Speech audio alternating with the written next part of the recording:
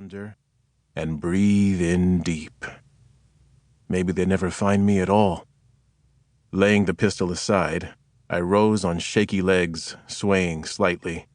I couldn't focus. I knew I was forgetting something big. Was it the laws of physics? No, but something just as important.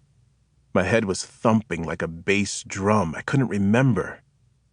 Drawing a ragged breath, I took a last look down the shore, and in that moment, I swear I saw death.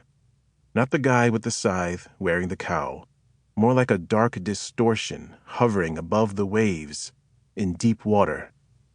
Crouched, poised, ready to strike. Waiting, but not for me. Chapter 2. The boy's softball had splashed down near one of the frisbee players who tossed it farther out. Naturally, his lab chased after it, dog paddling into deeper water and into deep trouble. As she lunged for the ball, a wave broke over her, and with the ball in her jaws, she couldn't close her mouth. Gagging in a panic, the lab thrashed about wildly, attempting to keep her head above water, and then she slipped below the surface. That's when something in me snapped. On pure reflex, I went reeling down the beach, barely able to keep steady on my feet. I staggered into the surf after the drowning dog. The kid was screaming now. The lifeguard looked up, baffled by the racket. He clearly had no freaking idea what was happening. After splashing through the shallows, I plunged into the surf, swimming desperately toward the spot where the lab went under. The icy water cleared my foggy mind as I bulled through the waves, fighting the breakers and the drag created from my sodden business suit. When I popped my head above the water, I'd lost sight of the dog. She'd disappeared completely. Damn it! If she'd sunk to the bottom, there was a chance I'd never find her. Suddenly, she exploded to the surface of the water. She was hacking and gagging, but she still had the damned ball clamped in her jaws. Desperate to reach her before she went down again, I sprinted toward her. But the dog started frantically snapping her head back and forth, trying to spot the shore. She kept paddling farther out, and as I raced after her, I felt my strength fading fast. With a last despairing surge, I lunged for the lab's collar. Grabbing it, I yanked her head around, trying to swing her toward the beach, and the ball popped out. But she was out of her mind with fear and rage. The moment I touched her, she whirled on me, savagely snapping. She bit down on my arm, sending a sharp blaze of pain through my body. Sweet Jesus, she was going to drown us both.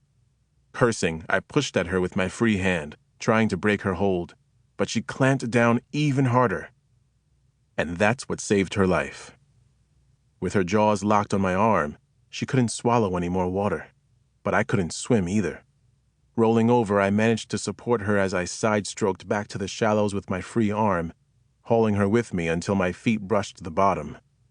Even then, she wouldn't let go, so I gathered her up. I staggered ashore with the exhausted dog cradled in my arms, her jaws still clamped on me. Not a soul came to help me. They were all too busy filming the whole episode with their phones. I dropped to my knees in the sand.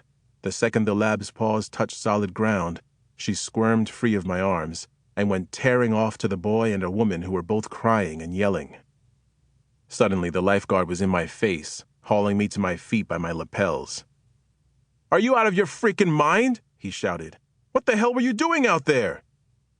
"Your damn job," I roared back. Pushing him off me, I took a wild swing at his jaw that missed the muscle-bound clown by a foot and dropped me to my knees in the sand. As I struggled to rise, I realized the lab had ripped my arm open. Christ! Blood was everywhere. I felt my body sinking. Then, the sun winked out.